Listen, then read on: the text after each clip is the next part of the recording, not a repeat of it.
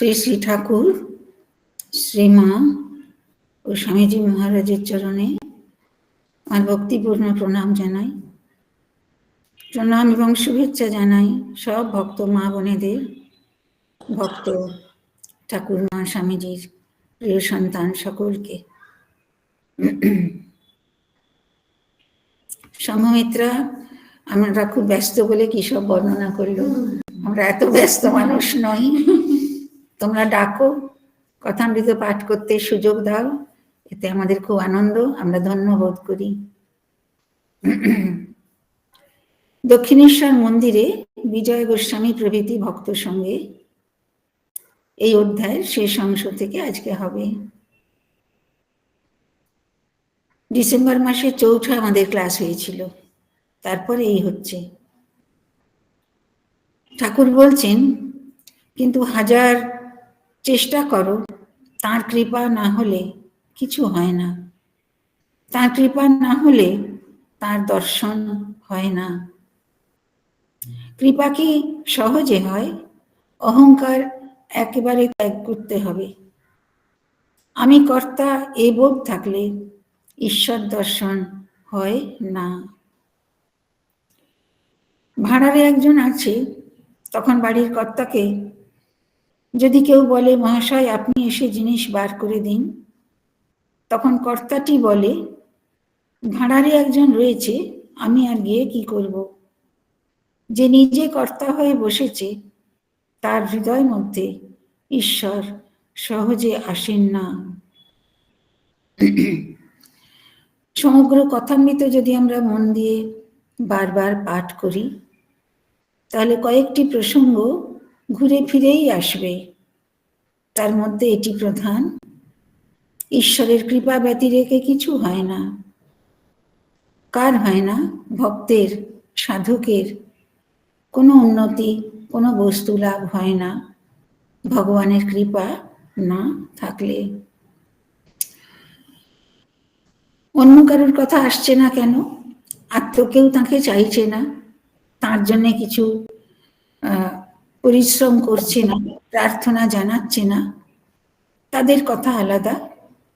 যারা ঈশ্বরকে পাবার ইচ্ছা করেন, চেষ্টা করেন, তাদের ঠাকুর বোঝাচ্ছেন যে সাধক যতই চেষ্টা করুক না কেন, তার কৃপা চাই, ভগবত কৃপা ব্যতিরেকে হয় না। আবারও বলছেন, কৃপা কি সহজে হয়? নিশ্চয়ই ঠাকুর যখন বলছেন কৃপা ছাড়া হয় না, তখন আমাদের মনে প্রশ্ন জাগবে, কি করলে হয় কৃপা? বলছেন অহংকার একবারে ত্যাগ করতে হবে। এটা হলো সূক্ষ্ম জিনিস। আমরা সাধারণ মানুষ মনে করি আমার অহংকার নেই, কিন্তু সারাদিনের জীবনচর্যায় কতবার যে আমরা আমি আমার বলি বা সেই ভাবটাকে গুরুত্ব দিই, সেটা আমাদের মনে থাকে না। আমি কর্তা এ বোধ থাকলে ভগবান দর্শন হয় না। আমি কর্তা কিসের? আমার পরিবারের, আমার কাজকর্মের, আমার বন্ধু বান্ধব আত্মীয় স্বজনের সম্পর্কের মধ্যে আমাদের একটা কর্তৃত্ব বুদ্ধি থাকে, তাহলে ঈশ্বরের কৃপা হয় না। ঠাকুর উপমা দিয়ে বলছেন, ভান্ডারে যেখানে সব জিনিসপত্র থাকে, একটি পরিবারের বা সমিতির কিংবা কোনো দেশের, সেখানে একজন মানুষ রয়েছে দায়িত্বে। তখন যদি বাড়ির কর্তাকে কেউ বলে, আপনি এসে জিনিস বার করে দিন, তিনি বলেন, ভাড়ারে তো একজন রয়েছে, আমি আর গিয়ে কি করব? এই যে কর্তামশাই রাজি হলেন না তার নিজের ভান্ডার থেকে নিজের ইচ্ছা মতো জিনিস বার করে দেবেন, এখানে ব্যবধান করছে, বাধা দিচ্ছে ভক্তের অহংকার।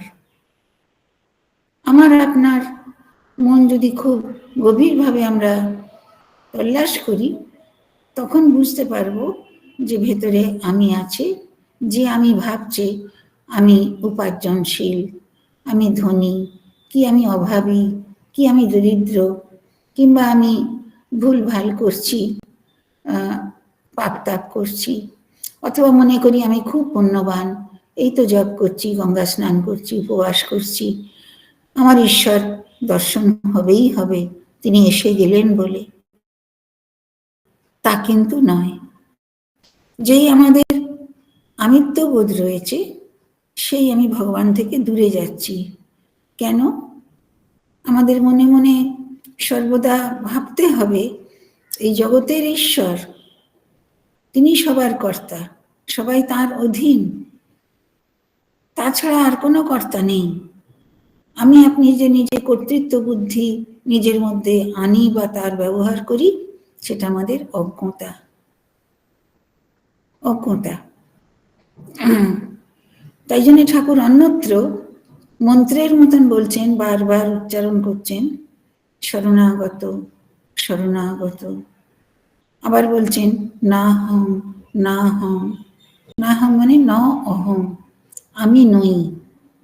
প্রশ্ন হবে তুমি কি নও? আমি কিছুই নই। আমি কোনো দিক থেকে বরণীয়, স্মরণীয়, মোহনীয় নই। আমি রেণুর রেণু, দাসের দাস, ভগবানই সব, এই বোধ। আবার ঠাকুর বলছেন বারবার বলো তুহু তুহু তুহু। তখন ঈশ্বর আমার হৃদয়ের মধ্যে প্রকট হবেন। যে নিজে কর্তা হয়ে বসেছে, তার হৃদয়ের মধ্যে ঈশ্বর সহজে আসেন না। কৃপা হলেই দর্শন হয়। তিনি জ্ঞান ও সূর্য, তার একটি কিরণে এই জগতে জ্ঞানের আলো পড়ছে, তবেই আমরা পরস্পরকে জানতে পারছি আর জগতে কত রকম বিদ্যা উপার্জন করছি। তার আলো যদি একবার তিনি নিজে তার মুখের উপর ধরেন, তাহলে দর্শন লাভ হয়। ভগবান যেন জ্ঞান সূর্য, তার রশ্মি পাতেই জগতের সব কিছু স্পষ্ট বা দৃশ্যমান হচ্ছে, আমরা সক্রিয় জীবন যাপন করছি। তার আলো যদি তিনি নিজে একবার নিজের মুখের উপর ধরেন, তাহলে দর্শন লাভ হয়। কেমন? সাজ্জান সাহেব রাত্রে আঁধারে লণ্ঠন হাতে করে বেড়ায়, তার মুখ কেউ দেখতে পায় না, কিন্তু ওই আলোতে সে সকলের মুখ দেখতে পায়, আর সকলে পরস্পরের মুখ দেখতে পায়। যদি কেউ সাজ্জানকে দেখতে চায়, তাহলে তাকে প্রার্থনা করতে হয়, বলতে হয় সাহেব কৃপা করে একবার আলোটি নিজের মুখের উপর ফিরাও, তোমাকে একবার দেখি। যদি কেউ ঈশ্বরকে দর্শন করতে চায়, তার কাছেই ব্যাকুল প্রার্থনা করতে হবে, তার কাছেই বলতে হবে আমি তোমায় দেখতে চাই, তুমি কৃপা করে আমায় দর্শন দাও। আমার নিজের চোখের দৃষ্টি, নিজের ইচ্ছা, নিজের চেষ্টায় সবটুকু হবে না। ঈশ্বরকে প্রার্থনা করতে হয়, ঠাকুর কৃপা করে জ্ঞানের আলো তোমার নিজের উপর একবার ধরো, আমি তোমায় দর্শন করি। ঘরে যদি আলো না জ্বলে, সেটি দারিদ্র্যের চিহ্ন। ঠাকুর আরেকটি প্রসঙ্গে যাচ্ছেন, হৃদয়ের মধ্যে জ্ঞানের আলো জ্বালতে হয়। জ্ঞানদীপ জেলে ঘরে ব্রহ্মময়ীর মুখ দেখো না। দরিদ্র লোকের ঘরে তেল, আলো, প্রদীপ এত সব থাকে না, সম্ভব হয় না। মানুষের জীবনে যদি ভগবত চিন্তা আর তাঁকে লাভ করবার চেষ্টা না থাকে, তাহলে সেটিও অন্ধকার কক্ষ, যার মধ্যে তাঁকে দেখা যায় না। হৃদয়ের মধ্যে জ্ঞানের আলো জ্বালতে হয়। জ্ঞানের আলো বলতে কতগুলো বই পড়া, অনেক লাইব্রেরি ওয়ার্ক করলাম, অনেক গবেষণার কাগজ তৈরি করলাম, সেটা পার্থিব বিদ্যার কিছু কল্যাণ হলো, কিছু বৈচিত্র্য সাধন হলো, হতে পারে, কিন্তু ব্রহ্মবিদ্যার কোনো সহায় হয় না। হৃদয়ের মধ্যে জ্ঞানের আলো জ্বালতে হয়, যে জ্ঞান আত্মজ্ঞানের সূচনা করে। জ্ঞানদীপ জেলে ঘরে ব্রহ্মময়ের মুখ দেখো না। বিজয়ের সঙ্গে ঔষধ আনিয়াছেন, ঠাকুরের সম্মুখে সেবন করিবেন। ঔষধ জল দিয়া খাইতে হয়, ঠাকুর জল আনাইয়া দিলেন। ঠাকুর অহেতু কৃপা সিন্ধু, বিজয় গাড়ি ভাড়া, নৌকা ভাড়া দিয়া আসিতে পারেন না। এগুলি ভালো করে পড়লে আমরা অবাক হই। কলকাতা থেকে দক্ষিণেশ্বর এমন কিছু দূর নয়, কিন্তু তখন তো যানবাহন তেমন ছিল না। নৌকায় বা ঘোড়ার গাড়িতে আসতে হতো। বিজয়কৃষ্ণ গোস্বামীর অবস্থা এমন নয় যে তিনি দক্ষিণেশ্বরে ওই গাড়ি ভাড়াটুকু করে আসবেন। ঠাকুর বিজয়কে খুব স্নেহ করেন, এমন শুদ্ধ আধার। তাই আরেকটি ভক্তকে বলে তাকে আনবার ব্যবস্থা করেছেন। ঠাকুর মাঝে মাঝে লোক পাঠাইয়া দেন, আসতে বলেন। এবার বলরামকে পাঠাইয়াছিলেন, বলরাম ভাড়া দিবেন। বলরামের সঙ্গে বিজয় আসিয়াছেন। সন্ধ্যার সময় বিজয়, নবকুমার ও বিজয়ের অন্যান্য সঙ্গীগণ বলরামের নৌকাতে আবার উঠিলেন। বলরাম তাহাদিগকে বাগবাজারের ঘাটে পৌঁছিয়া দিবেন। মাস্টারও ওই নৌকায় উঠিলেন। নৌকা বাগবাজারের অন্নপূর্ণার ঘাটে আসিয়া পৌঁছিল। যখন বলরামের বাগবাজারের বাড়ির কাছে তাহারা পৌঁছিলেন, তখন জ্যোৎস্না একটু উঠিয়াছে। আজ শুক্লপক্ষের চতুর্থী তিথি, শীতকাল, অল্প শীত করিতেছে। ঠাকুর শ্রীরামকৃষ্ণের অমৃতপম উপদেশ স্মরণ করিতে করিতে ও তাহার আনন্দমূর্তি হৃদয় ধারণ করিয়া বিজয়, বলরাম, মাস্টার প্রভৃতি গৃহে প্রত্যাবর্তন করিলেন। অদ্বৈত গোস্বামীর বংশে জাত বিজয়কৃষ্ণ শুদ্ধ চিত্ত, ধর্মপরায়ণ, সাধনপরায়ণ, পরম যোগী। উত্তরকালে তিনি কত মানুষকে আধ্যাত্মিক পথ দেখিয়েছেন, মন্ত্র দীক্ষা দান করেছেন। ভগবান শ্রীরামকৃষ্ণের সময় তিনি তার কাছে উপস্থিত হয়েছেন, তার কাছ থেকে সর্বপ্রকার সহায়তা পেয়েছেন। এটি আশ্চর্যের বিষয়। বিজয়ের অবস্থা এত ভালো নয়। ঠাকুর কোনো সম্পন্ন ভক্তকে তার কাছে পাঠান, তার কাছে আসবার জন্য অনুরোধ করেন। যাওয়া আসার ভাড়া এসব তাঁরাই দেবেন। বিজয়কে সেইভাবে আসতে বলেছেন। বিজয়ের শরীর অত ভালো নয়, শুল বেদনায় কষ্ট পেতেন, ওষুধ সঙ্গে নিয়ে আসতেন। ঠাকুর সেই ওষুধ খাবার জলটিও তার সামনে এনে জোগাড় করে দিচ্ছেন। তার এত কৃপা বিজয়ের প্রতি। তার সঙ্গে আজকে ঈশ্বরীয় প্রসঙ্গ এই হলো যে ঈশ্বরের কৃপা না হলে তাকে দর্শন করা যায় না। কৃপা কার প্রতি হয়? যার অহংকার দূরে গেছে। অহংকার দূরে যাওয়া কি করে সম্ভব? কত সাধনায়, কত প্রার্থনায় তা হয়। আর ভগবান দর্শন হলে সেটি যেন সূর্যোদয়ের মতো সাধকের, ভক্তের চতুর্দিক আলোকিত করে দেয় এবং তার জীবন ধন্য হয়। তাও ঠাকুর বলছেন, এর জন্যও জ্ঞান লাভের জন্যে, ঈশ্বর দর্শনের জন্যে তাঁরই কাছে প্রার্থনা করতে হয়। সাহেব, আলোটি তোমার মুখের উপর ধরো, তাহলে তাকে দেখতে পাওয়া যাবে। পঞ্চম খণ্ড। দক্ষিণেশ্বর কালীবাড়িতে শ্রীযুক্ত অমৃত, শ্রীযুক্ত ত্রৈলোক্য প্রভৃতি ব্রাহ্ম ভক্তের সঙ্গে কথোপকথন।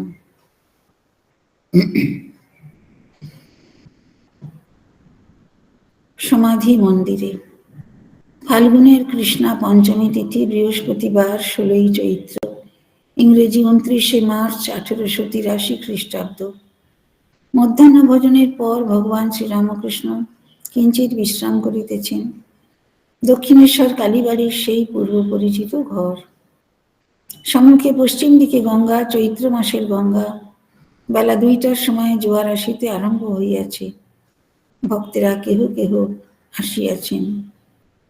তন্মধ্যে ব্রাহ্ম ভক্ত শ্রীযুক্ত অমৃত ও মধুর কণ্ঠ শ্রীযুক্ত ত্রৈলোক্য, যিনি ব্রাহ্ম সমাজে, কেশবের ব্রাহ্ম সমাজে ভগবান লীলা গুণগান করিয়া আবাল বৃদ্ধের কতবার মনোহরণ করিয়াছেন। রাখালের অসুখ, এই কথা শ্রীরামকৃষ্ণ ভক্তদের বলিতেছেন। শ্রীরামকৃষ্ণ, এই দেখো রাখালের অসুখ। সোডা খেলে কি ভালো হয় গা? কি হবে বাপু? রাখাল, তুই জগন্নাথের প্রসাদ খা। এই কথা বলিতে বলিতে ঠাকুর অদ্ভুত ভাবে ভাবিত হইলেন। বুঝি দেখিতে লাগিলেন সাক্ষাৎ নারায়ণ সম্মুখে রাখাল রূপে বালকে দেহ ধারণ করে এসেছেন। একদিকে কামিনী কাঞ্চন ত্যাগী শুদ্ধাত্মা বালক ভক্ত রাখাল, অপরদিকে ঈশ্বর প্রেমে অহরহ মাতোয়ারা শ্রীরামকৃষ্ণের সেই প্রেমের চক্ষু সহজেই বাৎসল্য ভাবের উদয় হইল। তিনি সেই বালক রাখালকে বাৎসল্য ভাবে দেখিতে লাগিলেন ও গোবিন্দ গোবিন্দ এই নাম প্রাণ প্রেম ভরে উচ্চারণ করিতে লাগিলেন। শ্রীকৃষ্ণকে দেখিয়া যশোদার যে ভাব হইত, শ্রীকৃষ্ণকে দেখিয়া যশোদার যে ভাবের উদয় হইত, এ বুঝি সেই ভাব। ভক্তেরা এই অদ্ভুত ব্যাপার দর্শন করিতেছেন। এমন সময় সব স্থির। গোবিন্দ নাম করিতে করিতে বক্তাবতার ঠাকুর শ্রী রামকৃষ্ণের সমাধি হইয়াছে। শরীর চিত্রার্পিতের ন্যায় স্থির, ইন্দ্রিয়গণ কাজে জবাব দিয়া যেন চলিয়া গিয়াছে। নাসিকাগ্রে দৃষ্টি স্থির, নিঃশ্বাস বহিছে কি না বহিছে। শরীর মাত্র ইহলোকে পড়িয়া আছে, আত্মা পক্ষী বুঝি চিদাকাশে বিচরণ করিতেছে। এতক্ষণ যিনি সাক্ষাৎ মায়ের ন্যায় সন্তানের জন্য ব্যস্ত হইয়াছিলেন, তিনি এখন কোথায়? এই অদ্ভুত ভাবান্তরের নাম কি সমাধি? এই সময় গেরুয়া কাপড় পরা অপরিচিত একটি বাঙালি আসিয়া উপস্থিত হইলেন ও আসন গ্রহণ করিলেন। পরমহংসদেবের সমাধি ক্রমে ভঙ্গ হইতে লাগিল। ভাবস্থ হইয়াই কথা কহিতেছেন, আপনা আপনি বলিতেছেন। শ্রীরামকৃষ্ণ গেরুয়া দৃষ্টে। আবার গেরুয়া কেন? একটা কি পড়লেই হলো? হাস্য। একজন বলেছিল, চণ্ডী ছেড়ে হলুম ঢাকি। আগে চণ্ডীর গান গাইত, এখন ঢাক বাজায়। সকলের হাস্য। এই যে অপরিচিত মানুষটি সহসা গেরুয়া বসন পরে এখানে এসে উপস্থিত হয়েছেন, ঠাকুর তাতে আপত্তি করছেন। একটা কি সাজ পোশাকের মতন পরলেই হলো? তারপরে বোঝাচ্ছেন বৈরাগ্যের কত স্তর আছে। বৈরাগ্য ৩-৪ প্রকার। বৈরাগ্য মানে বিরাগ, ভালো না লাগা। কি ভালো না লাগা? শাস্ত্র বলছে ঈশ্বরে ভালো লাগা আর পার্থিব সব বস্তুতে অপছন্দ বা বিরাগ, সে হলো বৈরাগ্য। প্রথম খুঁটি হচ্ছে ভগবানে ভালোবাসা, দ্বিতীয় সাধন হচ্ছে অপর সব দ্রব্যে অনাসক্ত ভাব। সেই বৈরাগ্য বা ৩-৪ প্রকার। সংসারে জ্বালায় জ্বলে গেরুয়া বসন পড়েছে, সে বৈরাগ্য বেশি দিন থাকে না। হয়তো কর্ম নাই, গেরুয়া পরে কাশি চলে গেল। ৩ মাস পরে ঘরে পত্র এলো, আমার একটি কর্ম হইয়াছে, কিছুদিন পরে বাড়ি যাইব, তোমরা ভাবিত হইও না। এ এক রকমের সংসারের অভাবের বা অন্যান্য সমস্যার তাপে জর্জরিত হয়ে গৈরিক পরে সাধকের রূপ ধারণ করে বিচরণ করা। সুযোগ মতো কাজকর্ম পেলে আবার গৃহস্থ জীবনেই প্রত্যাবর্তনের জন্যে তার ইচ্ছা, আগ্রহ। ঠাকুর বলছেন আবার সব আছে, কোনো অভাব নাই, কিন্তু কিছু ভালো লাগে না। ভগবানের জন্য একলা একলা কাঁদে, সে যথার্থ, সে বৈরাগ্য, যথার্থ বৈরাগ্য। জামা কাপড়, টাকা কড়ি, বাড়ি গাড়ি সবই আছে, কিন্তু সেগুলো তার প্রীতি জাগায় না। ভগবানের জন্য একলা নির্জনে বসে কান্নাকাটি করে, সে বৈরাগ্য হলো ঠিক। মিথ্যা কিছুই ভালো নয়, মিথ্যা ভেক ভালো নয়। ভেকের মতো যদি মনটা না হয়, ক্রমে সর্বনাশ হয়। মিথ্যা বলতে বা করতে ক্রমে ভয় ভেঙে যায়। তার চেয়ে সাদা কাপড় ভালো। মনে আসক্তি, মাঝে মাঝে পতন হচ্ছে, আর বাহিরে গেরুয়া, বড় ভয়ঙ্কর। ঠাকুর সবসময় জোর দিতেন, অন্যান্য অবতার আচার্যরাও জোর দিয়েছেন, মন মুখ এক করার জন্যে। যে কাজ, যে আচরণ, যে বচন আমি আপনি ব্যবহার করব, সেটার মধ্যে যেন সত্যতা থাকে। অন্তরে যেটা ভাবি না, করি না, পারি না, সেইটার ভান করা খুবই দুঃখের। ওতে ধর্ম তো হয়েই না, অধর্ম বৃদ্ধি পায়। এমনকি যারা সৎ, অভিনয়েও তাদের মিথ্যা কথা বা কাজ ভালো নয়। যারা সৎ ব্যক্তি, পবিত্র জীবন যাপন করেন, তারা যেন নাটক করতে গিয়েও দুষ্টুর অভিনয় না করেন। কেশব সেনের ওখানে নববৃন্দাবন নাটক দেখতে গেছিলাম। কি একটা আনলে ক্রস, আবার জল ছড়াতে লাগলো, বলে শান্তি জল। একজন দেখি মাতাল সেজে মাতলামি করছে। ব্রাহ্ম ভক্ত বলছেন উনি কুবাবু, কোনো একজনের নাম করে। ঠাকুর বলছেন ভক্তের পক্ষে ওরূপ সাজাও ভালো নয়। ওসব বিষয়ে মন অনেকক্ষণ ফেলে রাখায় দোষ হয়। যদি কেউ অভিনয় করে, তাহলে যে ভূমিকায় সে অবতীর্ণ হচ্ছে ওই ভূমিকাটির ধ্যান তাকে করতে হয়। কি হলে ঠিক ঠিক রূপায়ণ হবে। তাহলে একটা চোর ডাকাত মন্দ বুদ্ধি মানুষ যদি কাউকে সাজতে হয়, তাহলে সে মন্দ চিন্তার উপরেই তো ধ্যান করবে, সেটা তার সত্তার ক্ষতি করে। তাই বলছে ভক্তের পক্ষে ওরূপ সাজাও ভালো না। ওসব বিষয়ে মন অনেকক্ষণ ফেলে রাখায় দোষ হয়। মন ধোপা ঘরের কাপড়, যে রঙে ছোপাবে সেই রং হয়ে যায়। মিথ্যাতে অনেকক্ষণ ফেলে রাখলে মিথ্যার রং ধরে যাবে। আর একদিন নিমাই সন্ন্যাস কেশবের বাড়িতে দেখতে গেছিলাম। যাত্রাটি কেশবের কতগুলো খোসামুদে শিষ্য জুটে খারাপ করেছিল। একজন কেশবকে বললে, কলির চৈতন্য হচ্ছেন আপনি। কেশব আমার দিকে চেয়ে হাসতে হাসতে বললে, তাহলে ইনি কি হলেন? আমি বললাম, আমি তোমাদের দাস, রেণুর রেণু।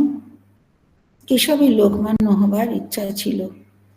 কেশবচন্দ্র সেন অতি বড় বাগ্মী পণ্ডিত, কলকাতা শহরে সে সময় বিখ্যাত ব্যক্তিদের মধ্যে অন্যতম। ঠাকুর তাঁর গুণ, জ্ঞান, কর্মক্ষমতা এসব জেনে তার প্রশংসা করতেন। কিন্তু এমন নয় যে কেশব সেনের সবটুকু শুভ বা নিখুঁত চরিত্রের ব্যক্তি তিনি। তার মধ্যে লোকমান্য হবার, নাম যশের একটা আকাঙ্ক্ষা ছিল বলে ঠাকুর বলছেন। তো তাঁর শিষ্য সামন্তরা মিলে নাটক করেছে। তারপরে তাকে কেশববাবুকে বলছেন আপনি হচ্ছেন এই যুগে চৈতন্যদেব। কেশব সেন হেসে পাশে দাঁড়ানো ঠাকুরকে দেখিয়ে বলছেন, তবে ইনি কে? ঠাকুর বলছেন আমি তোমাদের দাসের দাস। ঠাকুর তো ধরা দেন না। তিনি বলছেন আমি তোমাদের রেণুর রেণু। আর কেশবের সম্বন্ধে বলছেন কেশবের লোকমান্য হবার ইচ্ছা ছিল। স্বামী শিষ্য সংবাদে শরৎচন্দ্র চক্রবর্তী মশাই স্বামীজির প্রিয় শিষ্য, তার গৃহী ভক্ত, কিন্তু অসামান্য সৌভাগ্যের অধিকারী তিনি ঠাকুরের, স্বামীজির এত কৃপা পেয়েছেন। তিনি একদিন প্রশ্ন করছেন, আচ্ছা কামিনী কাঞ্চন ত্যাগ হলো, জয় হলো, তাহলেই তো সব মিটে গেল? স্বামীজি হেসে বলছেন না, তারও পরে আছে। মানে কামিনী কাঞ্চন ত্যাগ তো নিশ্চয়ই ধর্ম জীবনের একটা বড় শর্ত। তার থেকেও বড় কথা বলছেন, তার থেকেও বড় কিছু আছে। কি না? নাম যশ প্রতিষ্ঠার ইচ্ছা। ওটা অনেক সময় প্রতিবন্ধক হয়ে দাঁড়ায়। কামিনী কাঞ্চনে মন নেই, ওটাতে মন আছে, তবে সেটিও কাম্য নয়। অন্য আলোচনায় আরো বলেছেন যে, স্বামীজি বলছেন অন্য সব দুর্বলতা তো বুঝায়, একটা জিনিস খুব কঠিন, তার ঊর্ধ্বে ওটা, তা হলো ঈর্ষা। অন্যের কৃতিত্ব, সৌভাগ্য বা যা কিছু তার মহত্ব, সেটা যদি আর একজনকে পীড়িত করে, সে তার বিরোধিতা করতে থাকে, তাহলে সেটা খুব বড় একটা রিপু, ঈর্ষা। ষড়রিপুর কোনটি যে প্রবল আজও বুঝলাম না। যে কোনো একটি মানুষকে নিচের দিকে নিয়ে যেতে পারে। অমৃত ও ত্রৈলোক্যের প্রতি ঠাকুর বলছেন, নরেন্দ্র, রাখাল টাখাল এইসব ছোকরা, এরা নিত্য সিদ্ধ, এরা জন্মে জন্মে ঈশ্বরের ভক্ত। অনেকের সাধ্য সাধনা করে একটু ভক্তি হয়, এদের কিন্তু আজন্ম ঈশ্বরে ভালোবাসা, যেন পাতাল ফোঁড়া শিব, বসানো শিব নয়। ব্রাহ্ম ভক্ত দুজনকে ডেকে ঠাকুরের কথা বলছেন। তাঁর যুবক ভক্তদের প্রশংসা করে বলছেন, নরেন্দ্র, রাখাল প্রভৃতি এরা নিত্য সিদ্ধ, আজন্মই সিদ্ধ, সাধনা করে সিদ্ধ তা নয়, জন্মে জন্মে ঈশ্বরের ভক্ত। অনেকের সাধ্য সাধনা করে একটু ভক্তি হয়, এদের কিন্তু আজন্ম ঈশ্বরে ভালোবাসা। এরা যেন স্বয়ংভূ লিঙ্গ, পাতাল ফোঁড়া শিব, বসানো শিব নয়। নিত্য সিদ্ধ একটি থাক আলাদা, সব পাখির ঠোঁট বাঁকা নয়। এরা কখনো সংসারে আসক্ত হয় না, যেমন প্রহ্লাদ। সাধারণ লোক সাধন করে, ঈশ্বরে ভক্তিও হয়, আবার সংসারেও আসক্ত হয়, কামিনী কাঞ্চনে মুগ্ধ হয়। মাছি যেমন ফুলে বসে, সন্দেশে বসে, আবার বিষ্ঠাতেও বসে, সকলে স্তব্ধ। সাধারণ লোকের সাধন ভজন, ভগবানের ভক্তি কেমন? সাংসারিকতার সঙ্গে মেশানো। সংসারেও আসক্ত হয়, ভগবানেও ভক্তি করে, কামিনী কাঞ্চনে মুগ্ধ হয়।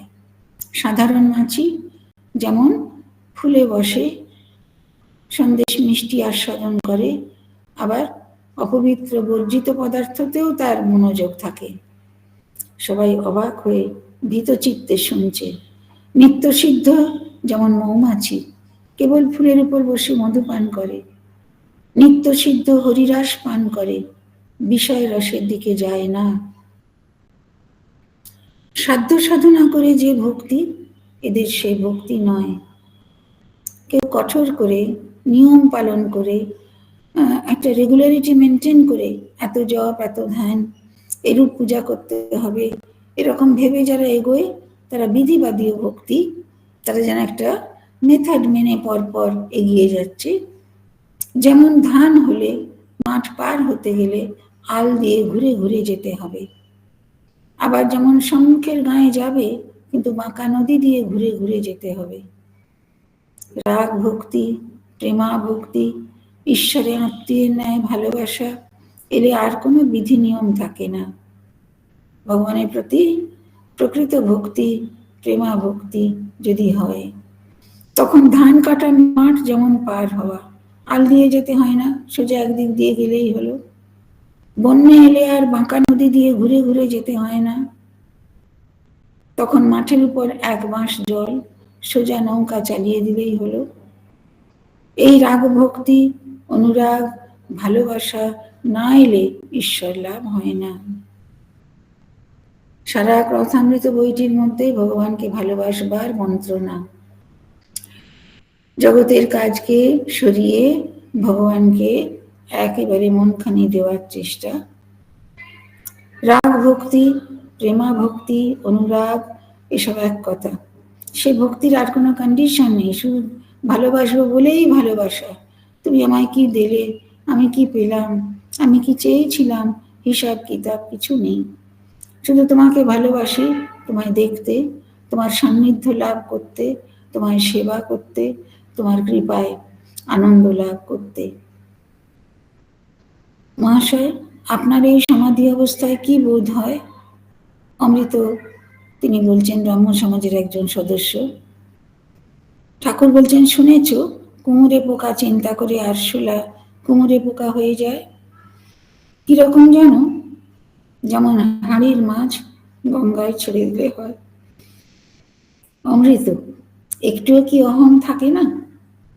ঠাকুর বলছেন, হ্যাঁ, আমার প্রায় একটু অহং থাকে। সোনার একটু কণা, সোনার চাপে যত ঘষো না কেন, তবু একটু কণা থেকে যায়। আর যেমন বড় আগুন আর তার একটি ফিনকি, বাহ্য জ্ঞান চলে যায়, কিন্তু প্রায় তিনি একটু অহং রেখে দেন বিলাসের জন্য। আমি তুমি থাকলে তবে আস্বাদন হয়। কখনো কখনো সে আমিটুকুও তিনি মুছে ফেলেন। এর নাম জড় সমাধি, নির্বিকল্প সমাধি। তখন কি অবস্থা হয় মুখে বলা যায় না। নুনের পুতুল সমুদ্র মাপতে গেছিল, একটু নেমে গেলেই গলে গেল, তদাকার ও কারিত। তখন কি আর উপরে এসে সংবাদ দেবে সমুদ্র কত গভীর?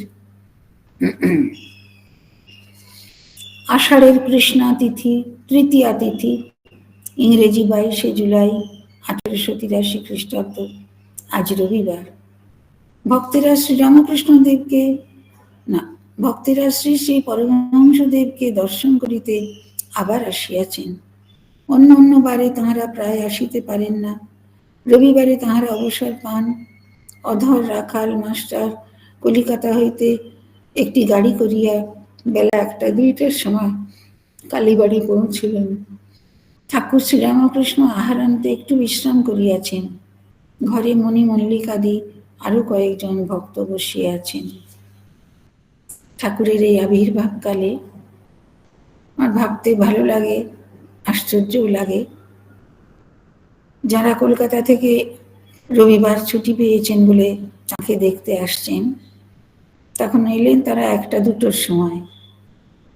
তো অনুমান করব তারা 1 ঘন্টা 1.5 ঘন্টা আগে অন্তত বেরিয়েছেন, কি আরো বেশি। এখনকার মতন তো মোটর কার বা বাস এরকম নয়, নৌকা বা ঘোড়ার গাড়িতে আসতে টুকটুক করে সময় লাগতো। এদের সাধুসঙ্গ করবার কি প্রবল বাসনা, তাই একদিনের ছুটি, তারা সকাল সকাল খেয়ে দিয়ে নিশ্চয়ই বেরিয়ে এখানে আসতেন। ঠাকুরও সামান্য বিশ্রাম করতে গেছেন, ইতিমধ্যে ঘরে এটা এই মানুষ ওই মানুষ ঢুকছেন, আসছেন।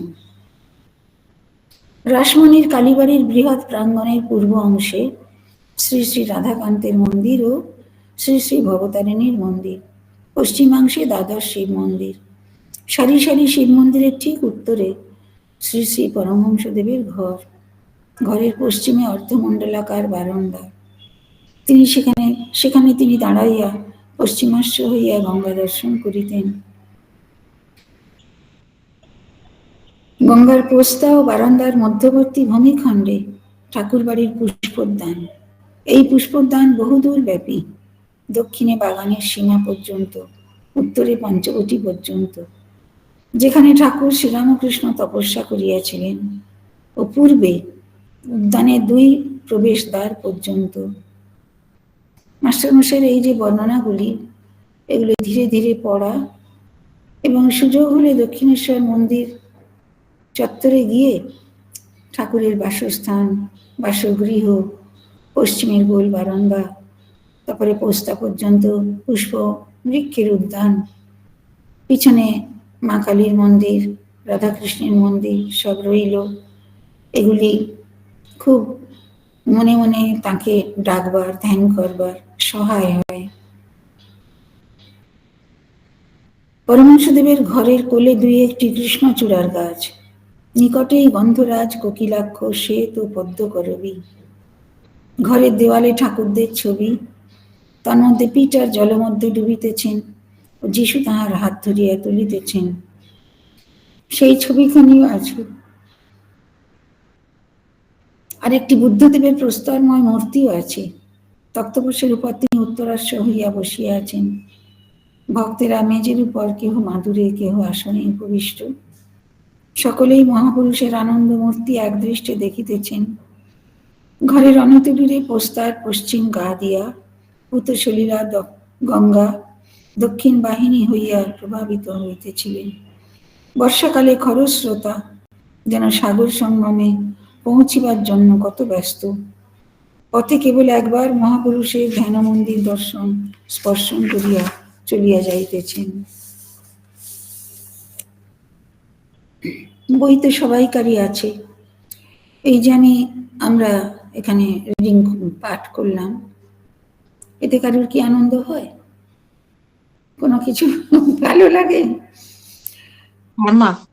হয় যে তার কারণ আমার মনে হয় সবাই তো আমরা নিজে পড়ি, আর কেউ পড়লে আর একরকম করে মন দিই, আর সঙ্গে সঙ্গে কল্পনা করতে চেষ্টা করি কোন জায়গায় কি হচ্ছে। তার মণি মল্লিক পুরাতন ব্রাহ্ম ভক্ত, বয়স 65। কিছুদিন পূর্বে কাশীধাম দর্শন করিতে গিয়াছিলেন। আজ ঠাকুরকে দর্শন করিতে আসিয়াছেন ও তাহাকে কাশী পর্যটন বৃত্তান্ত বলিতেছেন। মণি মল্লিক, আরেকটি সাধুকে দেখলাম, তিনি বললেন ইন্দ্রিয় সংযম না হলে কিছু হবে না, শুধু ঈশ্বর ঈশ্বর করলে কি হবে? ঠাকুর উত্তরে বলছেন, এদের মত কি জানো? আগে সাধন চাই, সম দম তিতিক্ষা চাই। সম মানে অন্তরেন্দ্রিয় নিগ্রহ, দম মানে বহিরেন্দ্রিয় দমন, তিতিক্ষা মানে সেই অপূর্ব ধৈর্য যা নানা কষ্টের মধ্যে পড়েও কখনো প্রতিকার চেষ্টা করে না, ভগবান যেমন রেখেছেন তাতেই চুক্তি করে থাকে। এইসব এরা নির্বাণের চেষ্টা করছে, এরা বেদান্তবাদী, কেবল বিচার করে ব্রহ্ম সত্য জগৎ মিথ্যা। বড় কঠিন পথ। জগৎ মিথ্যা হলে তুমিও মিথ্যা, যিনি বলছেন তিনিও মিথ্যা, তার কথাও স্বপ্নবৎ, বড় দূরের কথা। কিরকম জানো, যেমন কর্পূর পোড়ালে কিছুই বাকি থাকে না, কাঠ পোড়ালে তবু ছাই বাকি থাকে। শেষ বিচারের পর সমাধি হয়, তখন আমি তুমি জগৎ এসবের খবর থাকে না। ঠাকুর তো বিভিন্ন রকমের পদ্ধতিতে সাধন ভজন করে সিদ্ধ হয়েছেন, সেসব প্রসঙ্গ তিনি ভগবান ভক্তদের সঙ্গে করেন, কিন্তু বারবারই তিনি এরকম যেন মনে করিয়ে দিচ্ছেন যে ওই জ্ঞানমিশ্রা ভক্তি এ যুগের পথ। আমরা বেদান্তের ওই কঠিন বিচারের পথ আর সব নেতি নেতি করে ডিসকার্ড করা পেরে উঠব না, বড় দূরের কথা। পদ্মলোচন ভারী জ্ঞানী ছিলেন, আমি মা মা করতুম তবু আমায় খুব মানত। পদ্মলোচন বর্ধমানের রাজার সভাপণ্ডিত ছিল, কলকাতায় এসেছিল, এসে কামারহাটির কাছে একটি বাগানে ছিল।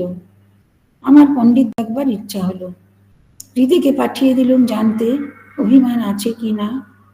শুনলাম পণ্ডিতের অভিমান নাই, আমার সঙ্গে দেখা হলো। ঠাকুরের ইচ্ছা হতো গুণী জ্ঞানী প্রতিভাবান বিখ্যাত মানুষদের দর্শন করবার। কেন? কেননা আমরা গীতা থেকে জানছি ভগবানের কৃপাতেই কোনো কোনো মানুষের মধ্যে অপূর্ব সিদ্ধি দেখা যায়, বিশেষ কর্মশক্তি বা প্রতিভার প্রকাশ দেখা যায়। তাই সেই ঈশ্বরের কৃপাপ্রাপ্ত মহান মানুষদের, বিখ্যাত মানুষদের তিনি দেখতে চাইতেন, বোধহয় এই জন্যেই, ঐশী শক্তির প্রকাশ দেখবার জন্যে। আবার তার দেখাটা এতখানি বিচক্ষণতায় পূর্ণ ছিল, তিনি সেই সব ব্যক্তির প্রতিভা বা অবদান স্বীকার করেও দেখতে চাইতেন যে অন্তর্জীবনে তারা কতদূর অগ্রসর এবং ঈশ্বর চিন্তায় তারা কতদূর মগ্ন। তাই বলছেন কলকাতায় এসেছেন বর্ধমানের রাজসভার পণ্ডিত পদ্মলোচন, তার ইচ্ছা হলো পণ্ডিতকে দেখব। হৃদয়কে পাঠিয়ে দিলেন জানতে, কি জানতে, দেখে এসে তিনি অহংকারী না বিনয়ী। তো জানলাম যে পণ্ডিতের অভিমান নাই। আমার সঙ্গে দেখা হলো, এত জ্ঞানী আর পণ্ডিত, তবু আমার মুখে রামপ্রসাদের গান শুনে কান্না। ঠাকুর তো নিজের জ্ঞানের প্রকাশ দেখাতেন না এবং নিজেকে ব্রহ্মজ্ঞানী ব্রহ্মবিদ এসবও বলতেন না। তিনি ভক্তিমূলক গান, রামপ্রসাদের গান তাকে শুনিয়েছেন, তিনি বিগলিত হয়েছেন ভক্তিভাবে। কথা কয়ে এমন সুখ কোথাও পাই নাই। আমায় বললে ভক্তের সঙ্গ করব এই কামনা ত্যাগ করো, নচেত নানা রকমের লোক তোমায় পতিত করবে। এরা সব ঠাকুরের থেকে বয়সে অনেক বড় এবং জগতে অনেক প্রতিষ্ঠিত। সেই ব্যক্তি ঠাকুরকে এই পরামর্শ দিচ্ছেন, তুমি ভক্তের সঙ্গ করবার বাসনা কামনা ত্যাগ করো, নইলে নানা রকমের লোকে তোমাকে অধঃপতিত করবে। বৈষ্ণবচরণের গুরু উৎসবানন্দের সঙ্গে লিখে বিচার করেছিল। আমায় আবার বললে আপনি একটু শুনুন। একটা সভায় বিচার হয়েছিল শিব বড় না ব্রহ্মা বড়।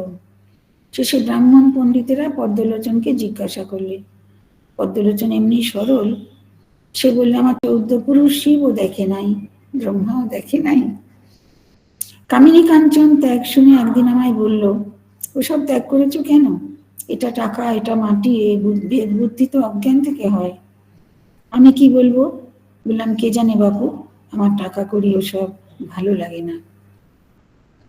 কোনো কোনো ব্যক্তি ঠাকুরের ত্যাগের যে দৃঢ়তা, যে আপোষহীন ত্যাগ প্রবণতা, সেটা দেখে তারা বলতো তুমি তো জ্ঞানী, তুমি তো ভক্ত, তুমি তো সবকিছু বস্তু লাভ করেছো, আবার এসব ত্যাগ নিয়ে এত মাথা ঘামাও কেন? ঠাকুর তাদের উত্তরে সকৌতুকে সবিনয় বলতেন, কি জানি আমার কোনো ভাল লাগে না, এর বেশি কিছু নয়, যা বুঝবে বোঝো। একজন পণ্ডিতের ভারী অভিমান ছিল, ঈশ্বরের রূপ মানত না, সে জ্ঞানবাদী। কিন্তু ঈশ্বরের কার্য কে বুঝবে? তিনি আদ্যা শক্তিরূপে দেখা দিলেন। পণ্ডিত অনেকক্ষণ বেহুশ হয়ে রইল। একটু হুঁশ হবার পর কা কা কা অর্থাৎ কালী কালী এই শব্দ কেবল করতে লাগলো। একজন ভক্ত জিজ্ঞাসা করছেন, মহাশয়, বিদ্যাসাগরকে দেখেছেন, কিরকম বোধ হলো? শ্রীরামকৃষ্ণদেব বলছেন, বিদ্যাসাগরের পাণ্ডিত্য আছে, দয়া আছে, কিন্তু অন্তর্দৃষ্টি নাই। অন্তরে সোনা চাপা আছে। যদি সেই সোনার সন্ধান পেত, এত বাহিরের কাজ যা করছে সেসব কম পড়ে যেত, শেষে একেবারে ত্যাগ হয়ে যেত। এরকম একটা কথা আমরা শুনতাম। ঈশ্বরচন্দ্র বিদ্যাসাগর ঈশ্বর বিদ্যায় উদাসীন ছিলেন। তিনি অনেক লেখাপড়া জানা মানুষ এবং শিক্ষা বিদ্যা প্রচারের জন্য কত শ্রম স্বীকার করেছেন, কত তাঁর দয়া, সব ঠিক, কিন্তু ঈশ্বর চিন্তা তিনি করতেন না সেই রকম কোনো নিয়ম মতো। যদিও ব্রাহ্মণ সন্তান হিসাবে চিঠিপত্র লিখলে শ্রীহরি শরণম লিখতেন, তপায়তে শ্রাদ্ধ প্রভৃতি ক্রিয়া মান্য করতেন, অন্যান্য সামাজিক ক্রিয়া অনুষ্ঠানে যা যা করণীয় সেগুলো পালন করতে সাহায্য করতেন লোককে। কিন্তু শুধু ভগবানকে ডাকবো, ভালোবাসবো, তাকে পাবো, এমন কোনো চিন্তা, অথবা ভগবান লাভ না হলে অন্য সব আয়োজন বৃথা, এ ভাবনা তার ছিল না। অন্তরে সোনা আছে, মানে ভেতরে ভেতরে এত তার মধ্যে সদ্ভাব পুঞ্জীভূত হয়ে রয়েছে, কিন্তু ঈশ্বর চিন্তায় কোনো আকুতি ছিল না। যদি থাকতো, এত কাজ না করে সবকিছু তার ত্যাগ হয়ে যেত। অন্তরে হৃদয়ের মধ্যে ঈশ্বর আছেন এ কথা জানতে পারলে তাঁরই ধ্যান চিন্তায় মন যেত। কারুর কারুর নিষ্কাম কর্ম অনেক দিন করতে করতে শেষে বৈরাগ্য হয়, আর ওই দিকে মন যায়, ঈশ্বরে মন লিপ্ত হয়। ঈশ্বর বিদ্যাসাগর যেরূপ কাজ করছে সে খুব ভালো, দয়া খুব ভালো। দয়া আর মায়া অনেক তফাৎ। দয়া ভালো, মায়া ভালো নয়। মায়া আত্মীয়ের উপর ভালোবাসা, স্ত্রী পুত্র ভাই ভগিনী ভাইপো ভাগ্নে বাপ মা এদেরই উপর। দয়া সর্বভূতে সমান ভালোবাসা। এইটুকু থাক আজকে। ঈশ্বরচন্দ্র বিদ্যাসাগরের দয়াবৃত্তি, তাঁর লোককল্যাণ স্পৃহা, শিক্ষার বিস্তারের জন্য এত শ্রম সাধন, সবই আনন্দের এবং গৌরবের। কিন্তু ভগবানের প্রতি ভালোবাসা, তার জন্য তাকে লাভ করবার জন্য আকুতি, সেটি হলে আরো সুন্দর হতো। এখন ঈশ্বর যাকে দিয়ে যা করান তিনি তাই করেন। ঠাকুর বলছেন তার দয়ার ভাব আছে, সেটা খুব ভালো। ভগবানের যেসব বিভূতি তার মধ্যে দয়া সব থেকে করণীয়। মানুষের যদি দয়াবৃত্তি যাবে, নিজের আত্মীয় স্বজন ছাড়া সকলকেই ভালোবাসতে, শুদ্ধ অন্যকেও সেবা দিতে ইচ্ছুক হয়।